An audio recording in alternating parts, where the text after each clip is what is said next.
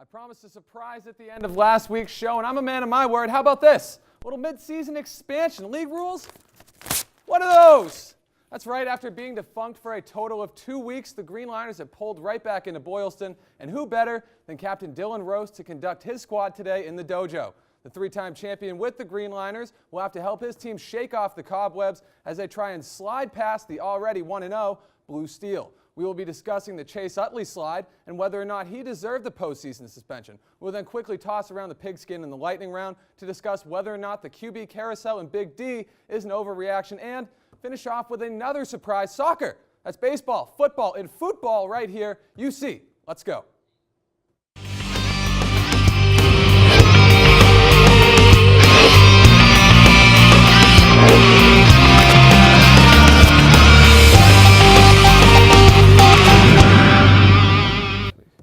Hello and happy Friday. Welcome back to Unsportsmanlike Conduct. I'm your host, Damon Turbot. Christmas came a little early this year, and I'm excited, so we are going to the Green Liners first, and John Newton, your first time here on the show. How you feeling? I'm excited. I'm more ready. He's excited and more ready. Man, a few words, and now we go to Josh Powers of the Blue Steel, also your first time on the show. How are you feeling today? Glad to be here, ready for some good competition. All right, well, you guys were talking a little bit more behind the scenes, but let's get right to it. The New York Mets have had their good breaks and their bad breaks in the postseason, but you have to go back a ways to find the last good one. The Mets suffered literally a bad break when shortstop Ruben Tejada was taken out on a slide by the Dodgers' Chase Utley. Broken leg, done for the playoffs. The Mets led 2-1 in that game and 1-0 in the series to that point, then were forced to a 5-game series after one of the more controversial plays in October in recent memory. Of course, that didn't end up really mattering as the Mets won Game 5 last night. Either way, Utley was suspended 2 games for the incident. He appealed, and he played through the rest of the series without his appeal even being heard, so he didn't really get much of a suspension. But Utley himself and many others felt he shouldn't have even been suspended at all. John, what do you think about this? I don't think he should have been suspended in any way, shape, or form. First of all, you can argue about the injury, argue about the breaking of bones, but it only takes 100 pounds of force to even break the fibula. It was a routine play to try to break up the double play, which of course he did, and the umpires ruled it to be legal. ESPN's Tim Kirkshin also agrees it was legal because there's no rule in baseball prohibiting that kind of slide. The standard baseball play and legal by the rules. All right, so Dr. John Newton or John Brenkus over here, what do you think, Josh? Let's be honest. He deserves it when it comes time for the beginning of the season. When he gets a suspension, he does deserve it. He wasn't going for the bag. He was going directly for Tejada's legs, and he went directly for it. And it's clear on the replay, if you look at it, that he makes no conscious effort to go for that bag. He specifically is targeting Tejada. Okay, now, but you guys are just saying you look at the replay, and by looking at the replay, what else would you have to say about it? I don't think Tejada had very good situational awareness.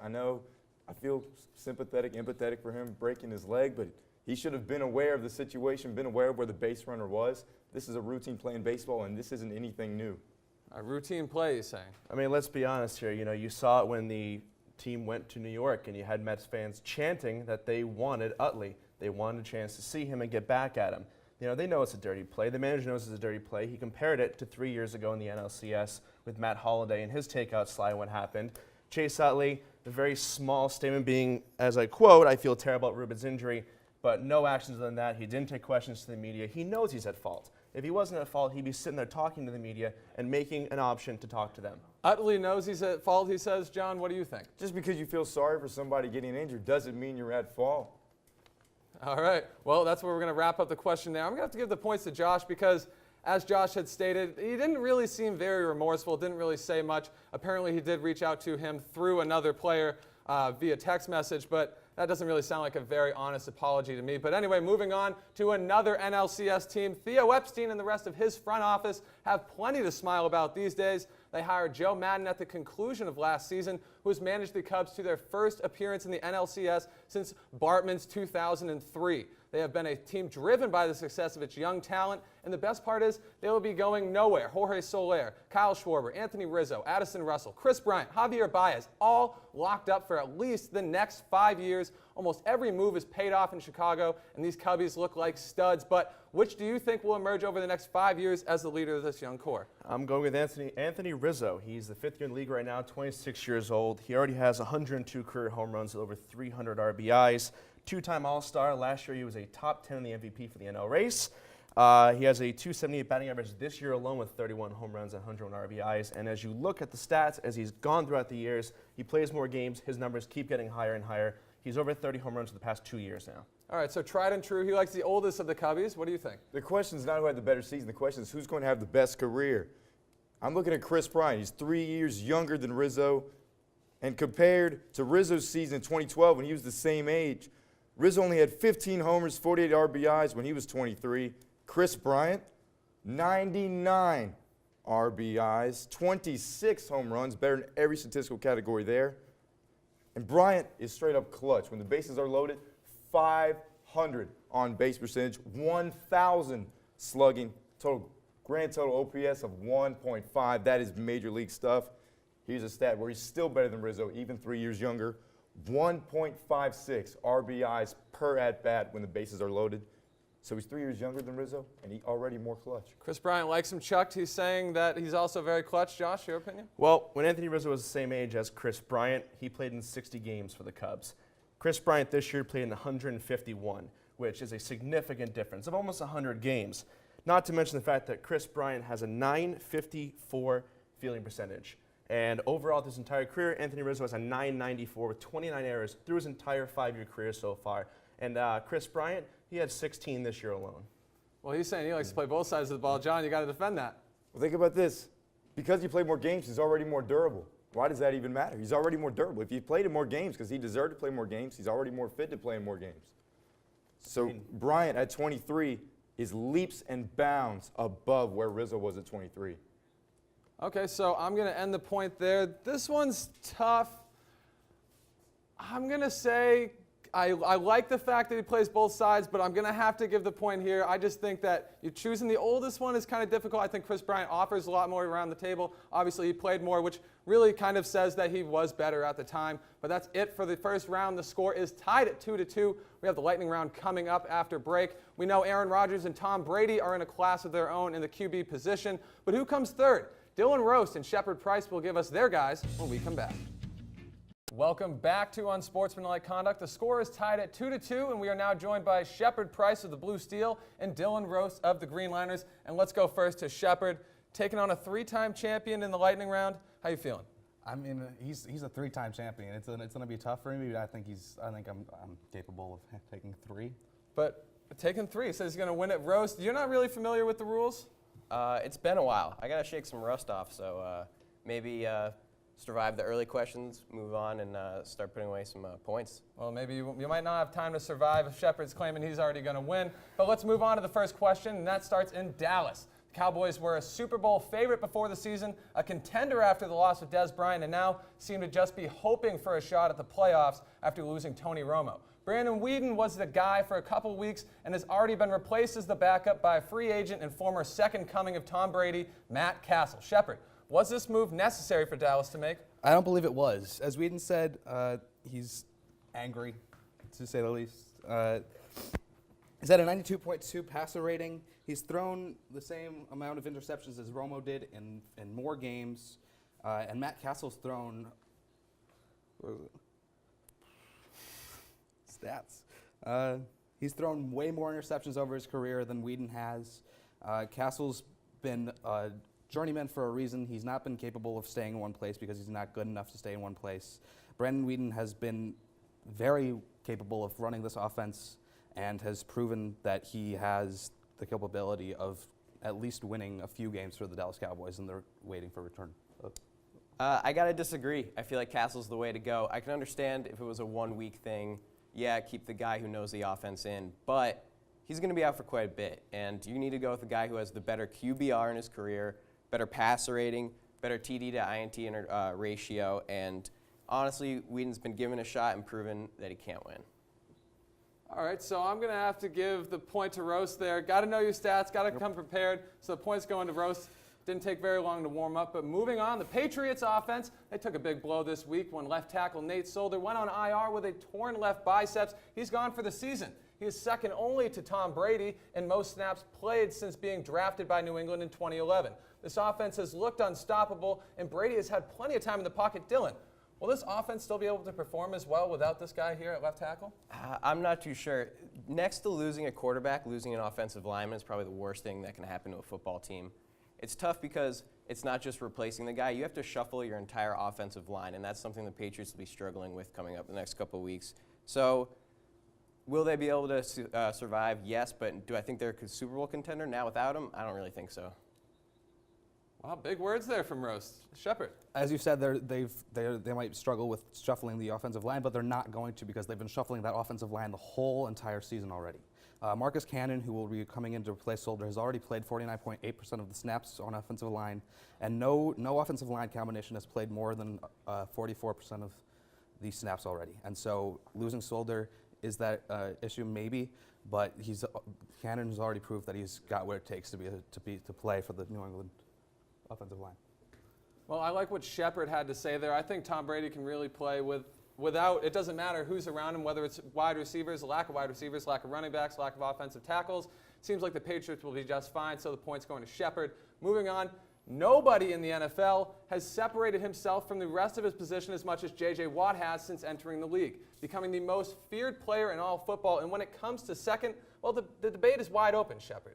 Who do you think deserves the second spot? I think Justin Houston deserves deserves to be called the second best defensive player in the NFL. Last season, he finished with more sacks than anybody who's not named J.J. Watt. He finished with more hurries and hits as well, and he's averaged 1 sack per game from the beginning of the 2013 season. That's an amazing stat, and he's basically the Jamal Charles of his defense. And the Jamal Charles of his defense minus the torn ACL, Dylan? The one problem I have with Justin Houston, really good defensive player, but in every statistical category this year, Clay Matthews is beating him in it. More sacks, more tackles, more turnovers. Clay's been able to prove it that he can do it in the postseason and the regular season. With Houston, hasn't had that opportunity. Got to go with Clay, who's half a sack off the lead in the NFL right now. All right, I like what Rose had to say there. Clayzilla has done it in both postseason and the regular season, and he's had to prove it over a longer period of time. So the point's going to go to Rose there. Now to quarterbacks, similar to the Watt situation, Tom Brady and Aaron Rodgers are the clear top tier of NFL quarterbacks. Dylan, who do you think is at the top of, say, that second tier? I think we both know who's at the top of that second tier, and that's Big Ben Roethlisberger. Third best quarterback in the game. He's proven he can do it in the Super Bowl, and with Todd Haley running his new offense, he's putting up better stats than he has ever before. Yes, he's injured, and yes, that can be kind of hurtful to the team, but with him out, the offense has fallen apart, and it's proven that no one else can do what Ben does as well as he has. I think Ben Roethlisberger being hurt is a major factor in this question. I think the right answer to this question is Andy Dalton. Has he not had the best career? Yeah, but he's proven this season that he's got what it takes to be the third best quarterback in the NFL. He's running that Cincinnati defense way up. He's making them a Super Bowl contender finally, and it seems like he's finally in a place where he's more than just the Dalton line. You know, I don't have any sort of bias towards this question, but I got to say, Andy Dalton, you could have gone somewhere else there, but Andy Dalton hasn't really gotten to prove that over a full season. Granted, he's played very well this season, might be an MVP, but I don't know about that. I'm going to say another guy, tried and true, Ben Roethlisberger, and we've seen now that Mike Vick is playing quarterback just how much of a difference there is between he and the next guy down. So the point's going to go to Roast again. And now the final question. Never in my life have I seen a man throw as far as Jamarcus Russell, the 2007 #1 draft pick. Never have I seen a player fall as far as Jamarcus Russell. Surprisingly, though, quarterbacks have been the norm at the top spot since then, which has paid off for some. Well, for most of them, as actually all of them have been currently starting in the NFL. Well, let's talk success. Shepard, who do you think has been the best selection since 2007? The best first overall selection since 2007 when Jamarcus Russell has been Cam Newton. Cam Newton has delivered for the Panthers time and time again. He's led them to the postseason. He's won the division for them. He's thrown 89 career touchdowns. He's run for 35, which is the most even of any quarterback since in his time. It's more than even some running backs. He's got one of the lowest interception ratings right now at 1.7%, and he's just on fire. Cam does look pretty good, Dylan. This one's tough. I think I have to go with the once-in-a-lifetime franchise player in Andrew Luck. I mean, this guy looks like the future of the NFL, and I'm not sure if Cam Newton can keep up with him with all the fighting he does with his teammates. I'd rather have a guy who's been able to advance his team one step farther every year. We might be seeing Mr. Luck in the Super Bowl this year. So he says Mr. Luck in the Super Bowl this year. I'm going to give the points to Shepard, though. I think Cam Newton has done pretty well himself in Carolina, has gotten pretty far in the postseason, and they might find their way to San Francisco for the Super Bowl this year as well. So points going to go to Shepard. Dylan Rose takes the middle round. Greenliners take the lead 5-4, but we are going to a break. And with 1 round left, it is 5-4. We go to the pitch for the final round. Is Jurgen Klinsmann's job already on the line? Carter Bowers and Sarah Weber will give us their takes in just a minute. Hello again, and welcome back to the UC. Soccer is a topic, so I know who is stepping to the desk for the first time here for the Greenliners. That's Carter Bowers. Carter, this is right in your wheelhouse. Yeah, I'm pleased to be here, Damon. I represent Emerson Men's Soccer, so hopefully I can do that today with at UC. So, all right, big soccer head here. And on the other side, Sarah Weber. Been on the show before, so you don't need an introduction. How are you feeling? I'm doing good. I'm glad I made it here. It's been a week, but yeah. It has been a long week, and it's been a long year for U.S. men's national team head coach Jurgen Klinsmann. He dug deep into the nature metaphors after losing 1-0 to Costa Rica, but now the nature of his job is in question as Costa Rica marked the team's 5th loss in its last 6 matches. This includes losing to the likes of Panama and Jamaica in 2015. Klinsmann was credited, of course, with helping to bring life back to American soccer after last year's World Cup performance, but is really struggling to maintain that success this year. Carter, does Klinsmann need to get the axe? I don't think he does, Damon, at all. I think when he took over in 2011, they've gone nowhere but up. 2013, winning the Gold Cup was huge. Obviously, getting out of the group of death against teams like Portugal, teams like Germany, even arch rivals Ghana with that 2-1 win, first day of the World Cup, is absolutely huge. I think the Fabian Johnson whole dilemma, sending him early to training camp, is way overhyped. Borussia Mönchengladbach actually came out recently with a statement saying that he was indeed hurt. I think that's way overhyped. And if you look at what Klinsmann's been able to do, it's more or less what the USSL needs to do in terms of the MLS development, getting rid of the super draft, making sure that this player development keeps going on so that they have the players to compete with teams like Mexico, teams like Costa Rica further on. So you're saying that he's maybe not even degressing as much as he's maybe progressing from the lower levels. Sarah? I think Carter brings up a fair point. However, when you look at Klinsmann's old team, which is the German national soccer team, they weren't as strong as they were until Lowe took over. I think Klinsmann is doing some of the same things he did with the German national soccer team, which is bring in a bunch of young players. America does not have the same kind of man force and the infrastructure to support a soccer system like Germany can, to have all these young players come in and create a strong national soccer team. So the players that are coming in are just not up to the same caliber as they are in Germany. And I think that Klinsmann's not doing a strong, repeating what he did for Germany is not the best move for America. America needs something completely different in order to bring up the performance of the American national soccer team.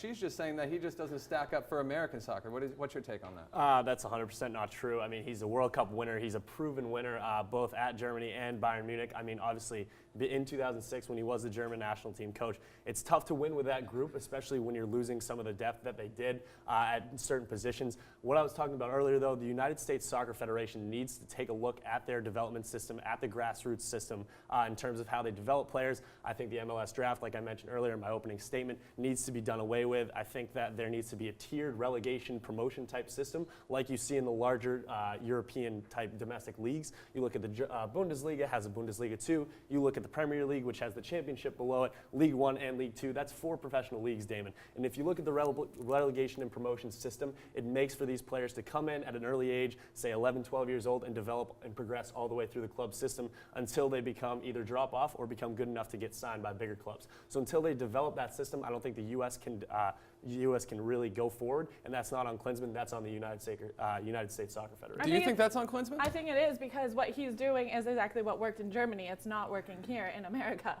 The thing with that is, though, is it was already implemented. That's not So on there is Klinsmann no at all. system for him. He needs to change his coaching style No, in order to it's work. not his coaching system at all. If you look at his defensive lineup, and essentially they usually go with a 4-4-2 with Dempsey and Altidore up top.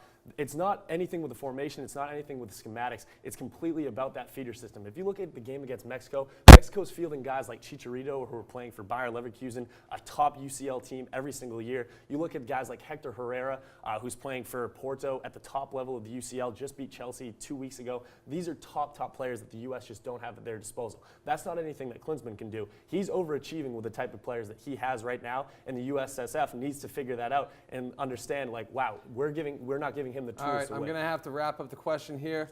I like what you're saying, but as Carter says, it's not really Klinsmann's fault. You can't really build it up the way that they did in Germany just because it's just not set up like that. So the point's going to go to Carter here. Moving on, Carter mentioned Chelsea. They dominated the Premier League last season as the league's best defense guided the team to just 3 losses in 38 matches. This season hasn't been so kind. Chelsea sits at 16th.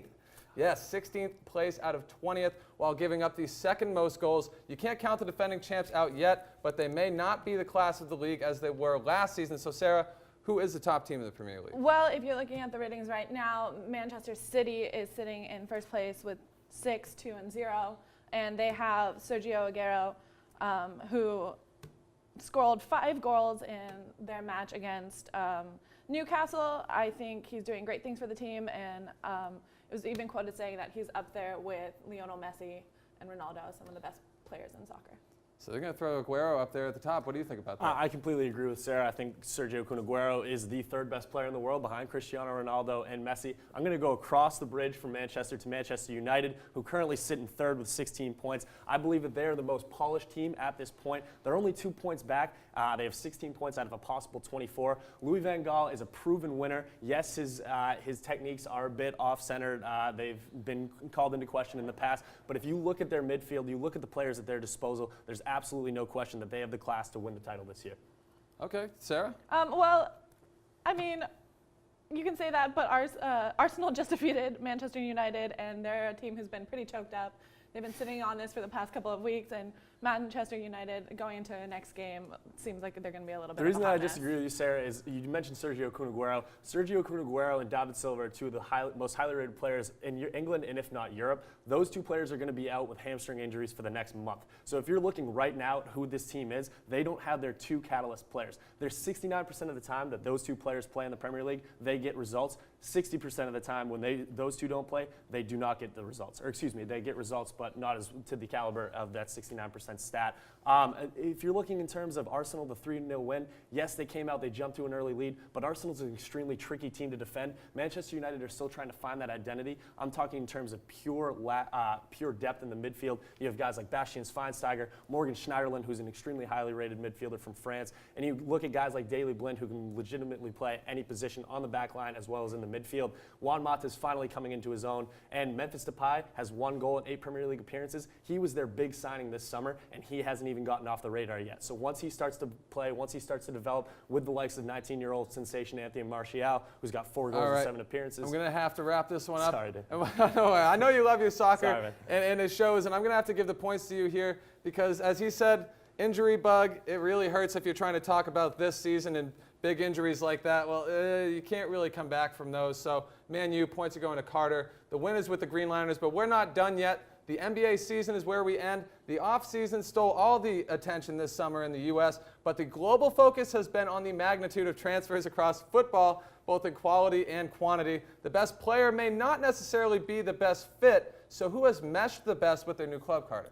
I think there's a couple of ones, Damon. I think Virgil van Dijk for Southampton definitely deserves a nod. I'm going to go with one that might be a little off the radar, the £11 million signing for West Ham from Marseille, Dimitri Payet. 28-year-old Frenchman has been absolutely phenomenal. He's 2nd most in clear-cut chances created in the Premier League so far this season. 4 goals and 3 assists in 8 Premier League appearances. He's been absolutely phenomenal so far. 7 points in 8 games. Can't really argue with Well, that, I'm going to Sarah. throw it back to Man City. Kevin De Bruyne, he came over from the German league, and he's had 3 goals scored 3 goals in the last 3 games. I think he's exactly what Man City needs to replace Sergio Aguero with his absence. Okay.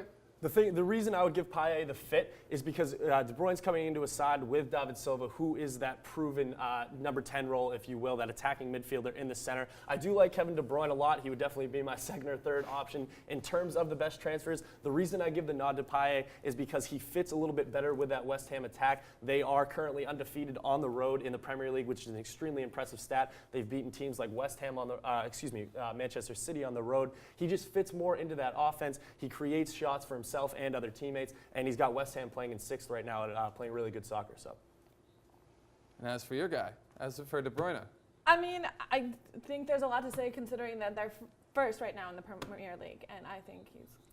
the problem with that is, though, he was signed on August 30th, so they'd already had a couple of games under their belt. He did come in, and it does seem like he's transitioned seamlessly, but Paille's been there since day one. He was the big signing, and in terms of bargain, for 11 mil, they paid 55 million for De Bruyne. West Ham's getting the same kind of production out of an 11 million pound guy. all right, well, I like what you said, Carter, but De Bruyne did come late, but he has played well since coming. 3 goals in his last 3 games. West Ham is playing well, but Man City isn't first, so I'm going to have to give the points to Sarah here. That's it. Another episode is down, and the Green Liners are your winners. As usual, the winners will get FaceTime. The Green Liners will be back when we return from one final break.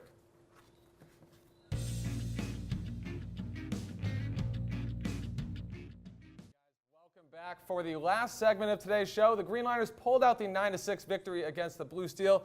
Josh Powers and Carter Bowers are here with their yellow cards. Take it away.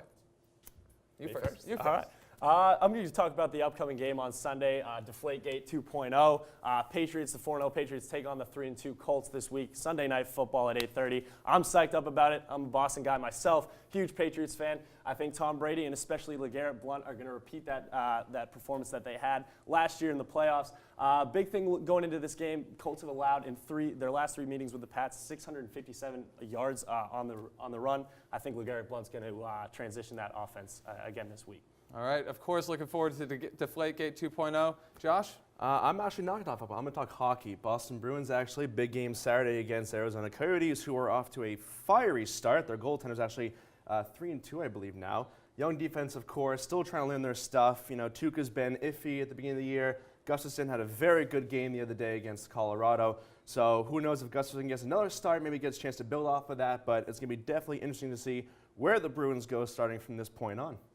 All right, so maybe some positivity here from Josh about the Bees. That is all we have, though, for you here on Unsportsmanlike Conduct. The league is back to full strength, so make sure to tune in again next week on EIVTV.com. From the UC, I'm Damon Turbin.